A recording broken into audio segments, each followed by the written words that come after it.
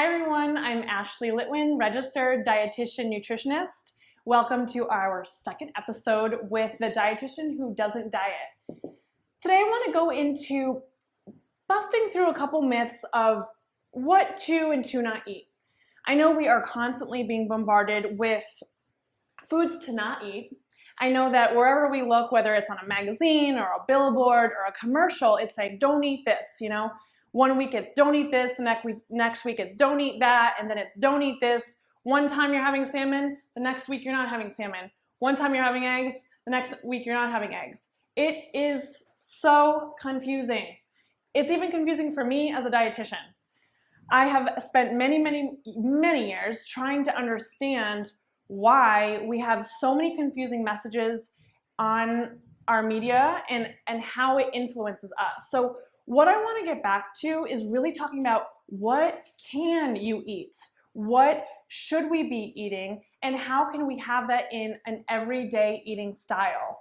So first and foremost, I do not believe in good and bad foods. Once we start classifying foods as good and bad, we're placing a lot of power on them. Say for instance, I have a donut one morning and I say that donut is so bad.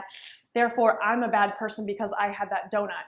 Now, is that guilt and shame going to ultimately lead me to running back to my house and isolating for the rest of the day, or maybe even binging even more throughout the rest of the day? I don't know. But when we put that power onto the foods, it makes us adjust our behaviors and typically makes us have maladaptive behaviors that aren't actually healthy for our mind or our body. So if we get rid of moralizing foods, getting rid of saying this is good and this is bad, and just saying, you know what, it's just food, we can build a lot more peace with food. We can develop a different relationship to food and ultimately develop a different relationship to your body.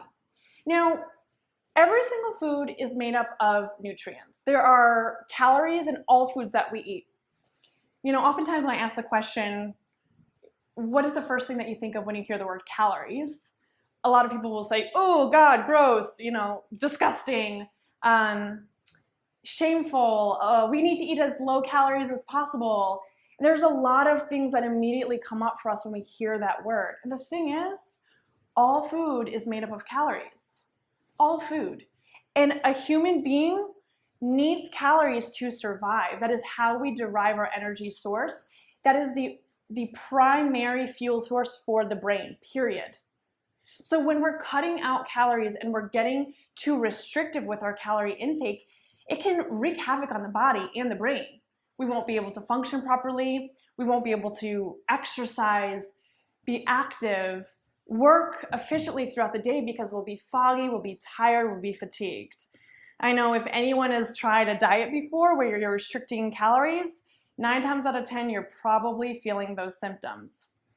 So let's just throw that on the table. Calories are not bad. We have to get away from saying that calories are bad because honestly, all foods, whether it's kale, apples, salmon, donuts, ice cream, lemons, it doesn't matter. They're all made out of calories. And it's how to adequately nourish yourself with an appropriate calorie intake for each individual person that is what we should be striving for, not telling ourselves that we need to eat as little as possible, as low as possible, or as minuscule as possible. A really great client that I worked with a few years ago, he came to me and he had been diagnosed with binge eating disorder, and he said to me, Ash, I just have to eat as little as possible, as little as possible, as little as possible. And I said, that's where you're wrong. That's where you're wrong. You need to eat enough. You need to eat enough. You need to eat enough. It's not about eating as little as possible. It's about adequately eating. So all calories are broken up into macronutrients. Those macronutrients are protein, carbohydrates, and fat. Now, in the 90s, we lived in an anti-fat world, right? We had low-fat everything. We had non-fat yogurt, and we had snack wells with zero fat in it, and we had zero-fat dressings and throwing the yolks out of eggs, and we were ultimately fearful of fat, and we thought that fat was destroying the health of all Americans. And one of the most interesting studies that I've been able to see was the Framingham Heart Study that started in the 90s, and it actually took a really, really large population size and it put them on low-fat diets, and it tracked them over a 20-year period. After that 20-year period, we found ourselves with higher incidences of heart disease, higher incidences of obesity, and other obesity-related illnesses in our country. So researchers were like, whoopsie daisies, it wasn't the fat. And it seems like every decade we demonize a different nutrient. In the 90s, Time magazine released this issue that had 2 eggs with the yolk in them and a sad face of bacon. 2015 rolled around and Time released a new article, a new issue that had 2 eggs on it and a smiley face with the bacon. So you can see right there how confusing consumers are. We're saying, wait, not too long ago we were supposed to not stay away from this. We were supposed to definitely not consume it. Then all of a sudden it's good for us? Okay. Now in 2017, for the past few years, we've been absolutely demonizing carbohydrates. We've been demonizing sugar, and we are getting very confusing messages as to how to eat carbohydrates in the day. A lot of people I know are not eating very many carbohydrates at all and ultimately trying to stay away from all forms of sugar. Now, sugar is naturally occurring in many of our foods that we eat. Sugar naturally occurs in yogurt, sugar naturally occurs in fruit and in some vegetables, in starches, the things that give us energy, the things that give us antioxidants, fiber, water, nutrients, the list goes on. So when we're consistently demonizing a nutrient, we have to really ask ourselves, does it need to be demonized, or do we need to just rediscover how to have a relationship to that food, how to adequately balance those foods so we can have a wide variety of foods across the board? I like to work with 6 different food groups. So we work with proteins, we work with carbohydrates, which are typically starches or grains. We work with vegetables, we work with fruits, we work with dairy, and we work with fats. Now, all of those food groups have a different amount of macronutrients in them. So for instance, take dairy. You know, if I was to drink milk or if I was to have yogurt, that is a very balanced food in nature. That has protein, that has naturally occurring sugar, that we would consider the carbohydrates, and it also has fat in it. So if you think about it, when the manufacturers were stripping away all of the fat in the dairy source, they were taking away 1/3 of its nutrient value.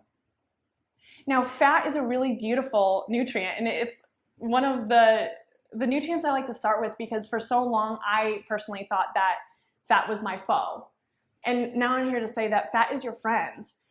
Fat is a very dense nutrient. It is, we know that. It's what provides a nice mouthfeel when you're eating things. It's what provides you with satiety, and satiety is the satisfaction and pleasure that you feel after a meal. It provides you with fullness. It helps you to feel full and satisfied after the meal, which carries you to the next snack or to the next meal.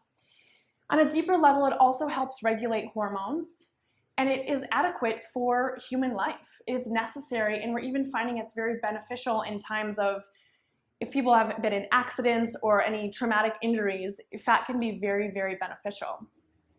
So fat is your friend, not your foe.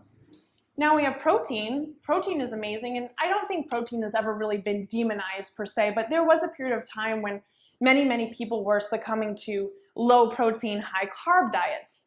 I mean, you can see over the years that many different diets have been popular and have been fads, and it changes all of the time.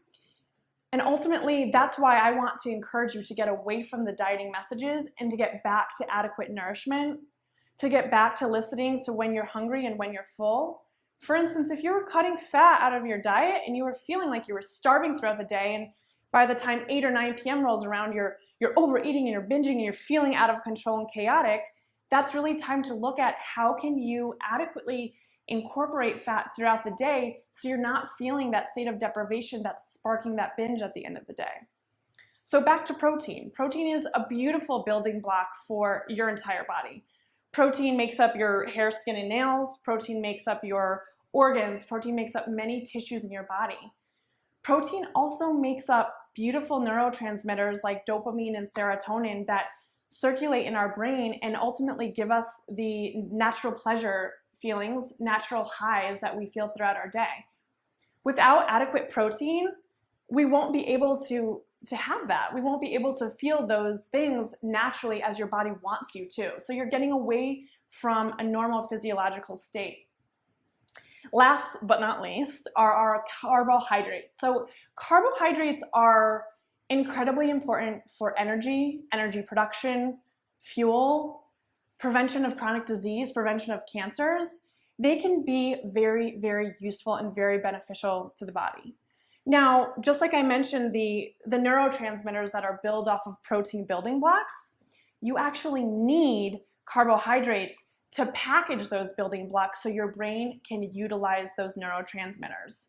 Without that system, you won't be able to effectively use those things in your body or your brain. Carbohydrates are found in all sorts of things. Carbohydrates, again, are naturally occurring sugars found in dairy or fruit, but they can be whole grains like wheat. They can be barley or rye or starchy vegetables like potatoes or sweet potatoes. And they're extremely, extremely important to have periodically through the day. I would say at every single meal and some snacks, because you need to give yourself that infusion of energy, that foundation, and really laying a great framework for nourishment throughout the day. So all in all, I want to get away from demonizing one nutrient, demonizing one food group. If someone's telling you to cut out a whole food group, I'm going to tell you, run in the opposite direction. You want to adequately use these things throughout your day. You don't want to fear them. The goal is to make peace with food, to make peace with your body, and live a nourished life.